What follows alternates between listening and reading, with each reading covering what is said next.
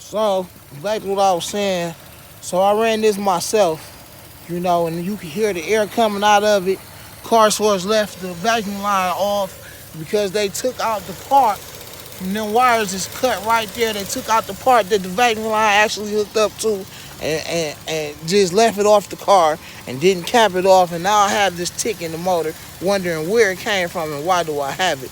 And if they would have just put a hose on this, as I said, I installed this. I'm going to put clamps on it in. I just installed it. And I'm going to put the cap on it. And as you can see, I can put my finger over it. You hear the noise. And it's going to quiet up the motor.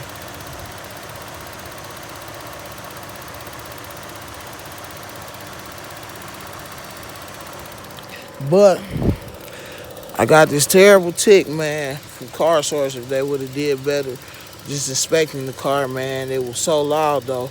I understand why he couldn't. Because the exhaust was messed up when I got it and it was so loud. They told me to take it to the exhaust shop, and I did. And the very next day I brought it to them and told them it was all these problems that they couldn't have known about because, one, the exhaust was louder than the car. And when I took it to get it fixed for them, they told me to just take it up there. This car runs great, nothing wrong with it. I wanted it because I got a big old family, but now look at this situation where I told them 10 days later, like, hey, you've had the car for almost, 2 more weeks, and hey, I just wanted a different one. But 2 months later, as I still paid the car note on time, 2 months in a row, and did not have this vehicle, hoping that they would fix everything wrong. And after, I guess, the 30-day warranty supposedly you're supposed to get, they took that away from me and left me with this vehicle. I'm sorry for not having the camera turned around. I just was showing you that the tick is not going away, but the engine is running smoother. But I done been not driving it because we have other vehicles that that I have access to that I could drive on the daily, but man, it's time for something to change, man. It's been a year now, and I gotta renew my tags and everything of the sort, and pay for new insurance. And man, come on, man. So much wrong, and there's so much been wrong. I had a list from when I took it in. They didn't do anything about it, just sent it back to me, and I've been going through everything I can to fix it and keep it rolling. And they tell me I got a warranty and whatnot, but they not gonna warranty all this. They gonna tell me, oh no, you gotta pay money because they're not gonna warranty all this faulty work that the other people done putting into this. Like, whatever you could have done, man, they did terrible work. They tell me to take it somewhere, and I got a video of where I took it to when they left my car in pieces.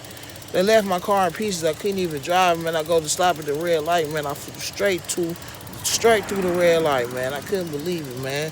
And the light brakes was coming on in the middle of the summertime. The brakes was going out all at the same time.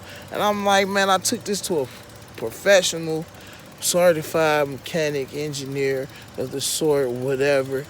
And I got the car back in pieces, man. I had to put it together. I had to put it together just to drive it to Car Source. Like, man, come on, man. You just told me to take it here, and this is what happened. And now I'm at a situation where I actually began doing the work on it myself in previous videos where I had to do the spark plugs and wires. The spark plugs. I left the coil packs, but I did do the spark plugs. The spark plugs were the original AC Delco spark plugs from original day one. And I told them I'm like, man, I was cool with because I needed the vehicle for my family. I didn't need a piece of junk. I didn't need a terribly used car. I already had a few of those. I could have just invested in and been okay, not have to have been signed up for $20,000, and you couldn't even put me in a decent enough car. I mean, we've been stranded so many times, man, and he knew this car had all these problems. He just tried to tell me, oh, because it's from Canada, and I don't know why it was even from Canada, but because it's from Canada, we can't scan it with the computer, and we can't shut the codes off. I'm like, what? Well, that wasn't the reason at all. The codes wouldn't go off because all of these parts need to be changed. So, I commenced to changing them. I couldn't afford for them to tell me, no, we changed them all, and now to get your car back is $2,000 because I've heard it, and I can't, afford that because I will still be responsible for this monthly car payment of $400, and I do not know what to do.